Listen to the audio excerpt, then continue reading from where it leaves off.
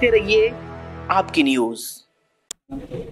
अस्सलाम वालेकुम नाजरीन, प्रोग्राम पॉइंट ऑफ व्यू के साथ मैं सनाउर रहमान सानी।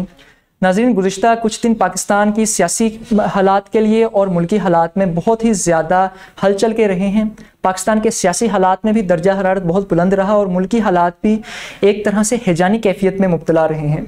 इसकी वजह यह थी कि एक मजहबी जमात तहरीक लब्बैक पाकिस्तान ने ओवरऑल पाकिस्तान में जहाँ तक उनकी कोशिश हो सकी या जो इलाके उनकी दस्तरस में आए उन्होंने धरने दिए, उन्होंने एहतजाजी मुजाहिरे किए, या अगर हम ये कहें कि कुछ जगह पर पुरतशद्दुद मुजाहिरे भी किए गए। इसकी वजह से हुकूमत ने एक स्ट्रिक्ट एक्शन लिया। हुकूमत ने तहरीक लब्बैक पाकिस्तान को कलअदम करार दे दिया है। वजारत दाखिला ने एक नोटिफिकेशन जारी किया है। पाकिस्तान की जो नेक्टा इदारा है जो कि इंसदाद दहशतगर्दी के लिए कायम किया गया है, उसने तहरीक लब्बैक पाकिस्तान को 79 नंबर पर कलअदम तहरीकों में इंक्लूड भी कर लिया है और इसके साथ साथ इसकी जो भी फंडिंग है उसको भी दहशतगर्दी से आप कह सकते हैं कि वाबस्तगी के तौर पर कर दिया है कि अगर आप तहरीक लब्बैक को कोई सदका खैरात या किसी भी तरह से फंडिंग दे रहे हैं तो वो भी दहशत गर्दों को सपोर्ट करने के ज़ुमरे में आती है।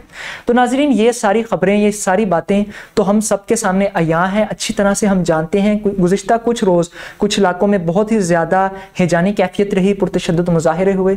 लेकिन आज का हमारी पॉइंट ऑफ व्यू में बात ये है, आज का हमारा टॉपिक ये है कि आखिर क्या वजह बनी कि एक जमात को इस लेवल के ऊपर जाकर इस तरह रेजिस्टेंस शो करना पड़ी। आखिर वो क्या वजूहात थी और पाकिस्तान की हुकूमत ने as a government, as the regulator of the country किस तरह से कहाँ पर लैकडाउन्स की। नाज़रीन, सबसे पहली बात कि ये जो एहतजाजी मुजाहिरे, ये जो इतनी सीवियर कंडीशन इख्तियार कर गए, इसकी वजह ये थी कि इससे पहले कुछ मुआहिदे हुकूमत ने किए थे। हुकूमत के साथ कुछ मुज़ाकरात हुए थे, कुछ शराइत पर मशरूत मुज़ाकरात हुए थे जिससे ये पहले भी जो धरने हुए थे वो ख़त्म किए गए थे।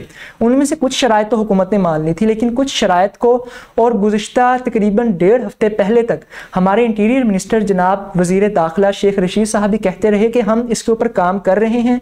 जो उनकी एक रिट थी या जो उनकी एक तजवीज़ थी या एक शर्त थी, अगर आप कहें तहरीक लब्बैक की, कि फ्रांसीसी सफ़ीर को फौरी तौर पर निकाला जाए और फ्रांस के साथ हर तरह के ताल्लुकात को ख़त्म किया जाए, क्योंकि फ्रांस ने नामूसे रसालत के खिलाफ हर्जा सराई की है। उनके कुछ लोगों ने जो है वो गुस्ताखी का इर्तिकाब किया है और हुकूमत ने उनको एक तरह से सपोर्ट किया है। तो इसलिए ये जो रद्द अमल आना था ये बिल्कुल यकीनी था और ये बिल्कुल ठीक था। लेकिन यहाँ पर जो एक नुक्ता अहम है नाजरीन, जैसे ही फ्रांस की हुकूमत के ज़ेरे असर इदारों ने या लोगों ने ये काम किया, पूरे मुल्क के अंदर, पूरे मुल्क में ही मुसलमानों ने इसके खिलाफ शदीद रंजो गम का इजहार किया। इसी सिलसिले में तहरीक लब्बैक ने भी मुजाहिरे, धरने, एहतजाज वगैरह रिकॉर्ड करवाए और हुकूमत के साथ कुछ मुज़ाकरात हुए, कुछ शराइत पर मुज़ाकरात जो हैं वो कामयाब हुए। उनमें से जो 2 अहम निकात थे कि फ्रांसीसी सफ़ीर को फ़ौरन निकाला जाए और इसके अलावा जो अहम नुक्ता ये था कि तमाम ताल्लुकात ख़त्म किए जाएं। नाजरीन, इसको टाल मटोल के साथ आगे लेके जाते गए। हमारा आज का सवाल ये है कि क्या हुकूमत इस कैपेबल थी, इतनी कैपेसिटी में थी कि वो इन ताल्लुकात को फिलफौर ख़त्म कर सके, या फिर उन्होंने अगर इस कैपेबिलिटी की नहीं थी, इस पोजीशन में नहीं थी, या इस सिचुएशन आलमी तौर पर वो इसको एक्सेप्ट नहीं कर सकते थे कि वो किसी सफ़ीर को इस तरह निकाल दें और इन ताल्लुकात को ख़त्म करें, तो फिर टाल मटोल का फ़ैसला क्यों किया गया और क्यों एक लीडर को बिला किसी जवाज़ के पहले ही गिरफ्तार कर लिया गया, जिसके नतीजे में फिर ज़ाहिरी तौर पर है, हम इसको बिल्कुल डिफेंड नहीं कर रहे। जो तहरीक लब्बैक में कुछ पुरतशद्दुद मुज़ाहिरे हुए हैं इसको बिल्कुल भी डिफेंड नहीं किया जा सकता, जो पुरतशद्दुद कार्रवाइयाँ हुई हैं, लेकिन इसके साथ साथ उस सोर्स को भी देखने की ज़रूरत है जिसकी वजह से ये रद्द-ए-अमल आया है। नाज़रीन, हम ये जानते हैं कि कोई भी मुल्क सरकारी सतह के ऊपर बहुत से तजारती मुआहिदों में जकड़ा हुआ होता है। वर्ल्ड ट्रेड ऑर्गेनाइजेशन या दूसरी जो बैनुल अक़वामी ऑर्गेनाइजेशंस हैं, जो इंस्टीट्यूट्स हैं, उनकी शराइत के नीचे होता है। तो सरकारी सतह के ऊपर कोई मुल्क इस तरह का बड़ा कदम नहीं उठा सकता। लेकिन यहाँ पर सवाल पैदा होता है कि क्यों फिर इंटीरियर मिनिस्टर उस टाइम के वज़ीर दाखिला ने क्यों तहरीक लब्बैक के साथ ये मुआहिदा किया कि हम पार्लियामेंट के अंदर कोई तरमीम लाकर उनके इस जो शर्त है उसको मान लेंगे। नाजरीन, अगर देखा जाए तो पार्लियामेंट में अक्सरियत भी उस वक्त पाकिस्तान तहरीक इंसाफ की थी, वज़ीर दाखिला भी हुकूमत से ताल्लुक़ रखते थे। तो जो काम वज़ीर दाखिला अगर उस वक्त भी कर सकते थे और इतना टाइम जो लिया गया है 2 माह 3 माह, तो जनाब अगर आपकी अक्सरियत भी पार्लियामेंट में मौजूद है, किसी दूसरी पार्टी की नहीं है, तो ये साफ जाहिर करता है कि ये टाल मटोल की पॉलिसी थी। ये इस नहज पर लेके खुद हुकूमत आई है कि दूसरी तरफ से भी पुरतशद्दुद कार्रवाइयाँ हुई। इस नहज पर हुकूमत खुद लेके आई कि उनके रहनुमाओं को गिरफ्तार किया, पहले उनको टाल मटोल का, पहले उनको खुद ही इन्होंने ग्लोरीफाई किया, क्योंकि आप जानते हैं कि इनकी अक्सरियत है, अगर ये कोई ऐसी तरमीम लाना चाहते हैं तो ला सकते हैं। इतना टाइम ये नहीं लाए, लेकिन उनको आगे से आगे का टाइम देते रहे और फिर अचानक एक उनकी पर्सनैलिटी को, एक लीडर को गिरफ्तार करके हालात को इस कंडीशन पर पहुंचा दिया।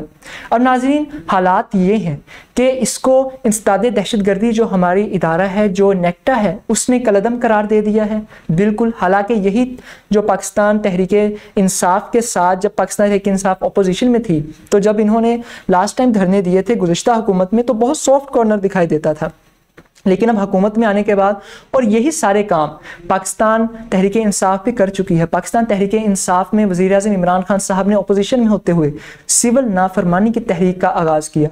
नाज़रीन, सिविल नाफरमानी की तहरीक पाकिस्तान के बनने से कबल गांधी ने शुरू की थी और वो हुकूमत के खिलाफ थी। ये एक तरह से बिल्कुल हुकूमत से लाताल्लुकी का इजहार होता है। नाज़रीन, यही काम पाकिस्तान तहरीक इंसाफ ने अपोजिशन में होते हुए गुज़िश्ता दौरे हुकूमत में किया था। उन्होंने या उनके धरने में मौजूद बहुत से अफराद ने बहुत से हमारे कौमी इदारों, पीटीवी और इस तरह के दूसरे इदारों पर हमले किए, जिससे फिर इन्होंने ये जाहिर किया था या ये ऐलान किया था कि ये लोग हमारे नहीं हैं। तो नाजरीन, इतना एज दूसरी पार्टीज को भी दिया जाना चाहिए अगर वो चीज़ का इजहार करें कि ये पुरतशद्दुद कार्रवाइयाँ हमारे कारकुनान ने नहीं की।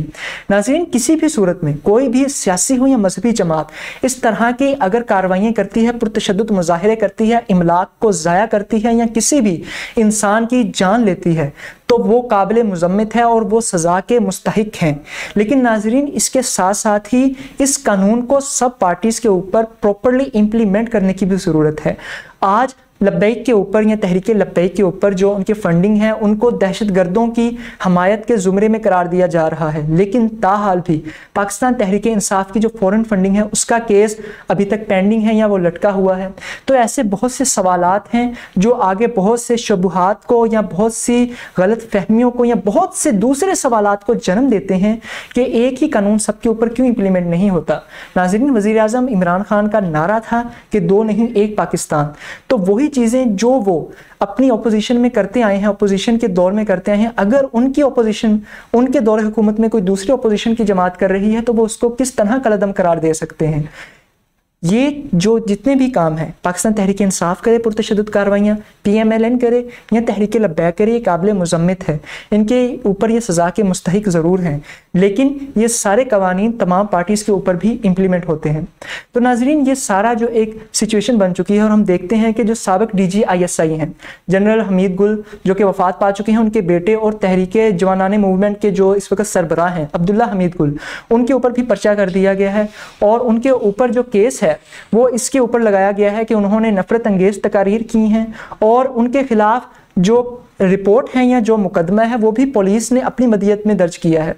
तो नाज़रीन, इसके साथ साथ हमने कल ये भी देखा कि गुज़िश्ता रोज़ 11 से 3 बजे तक सोशल मीडिया प्लेटफॉर्म्स जो थे वो ब्लैकआउट थे, सोशल मीडिया जो ऐप्स थी उनको बंद कर दिया गया था और ये बाज़ाब्ता तौर पर वज़ारत दाखिला ने PTA को, जो पाकिस्तान टेलीकम्युनिकेशन अथॉरिटीज़ हैं, उनको ये खुद डिटेक्शन दी थी, इन्होंने खुद ये अहकामात जारी किए थे, जिसकी वजह से फिर PTA ने ये तमाम सोशल मीडिया ऐप्स को बंद किया था।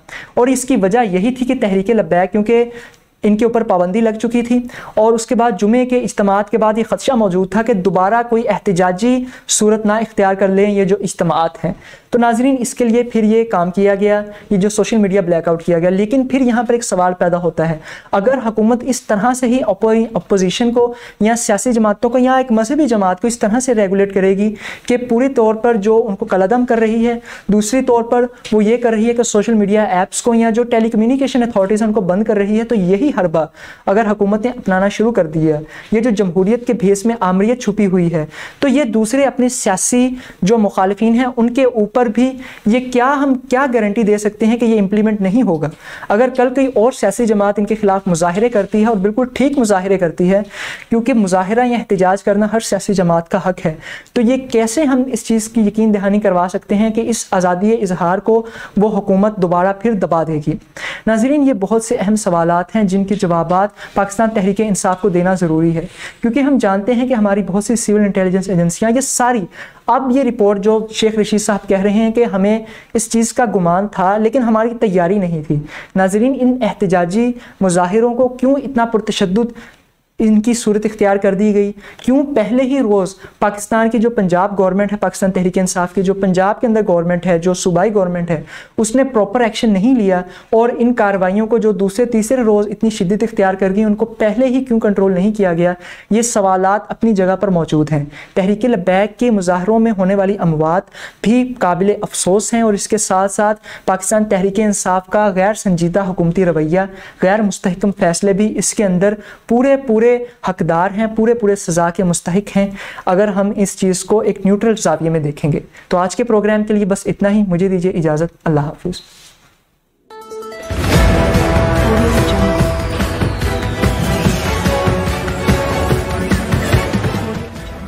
देखते रहिए आपकी न्यूज़।